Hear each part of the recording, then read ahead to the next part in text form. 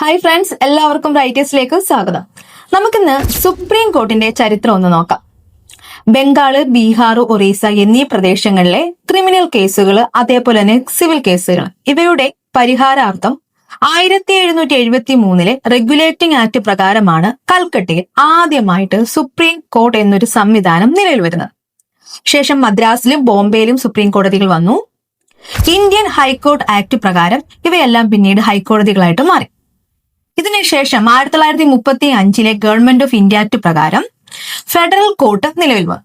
എന്തിനാണ് federal court എന്ന് ചോദിച്ചു കഴിഞ്ഞാൽ, പ്രവിശ്യകൾക്കിടയിലുള്ള തർക്കങ്ങൾ പരിഹരിക്കാനും അപ്പീലുകൾ കേൾക്കാനും വേണ്ടിയിട്ടാണ് ഫെഡറൽ കോർട്ട്.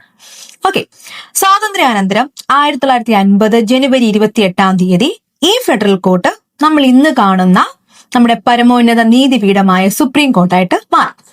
ഓക്കെ, അപ്പം ആർട്ടിക്കിൾ 130 പ്രകാരം സുപ്രീം കോർട്ടിന്റെ സീറ്റ് എന്ന് പറയുന്നത് ഡൽഹിയാണ്.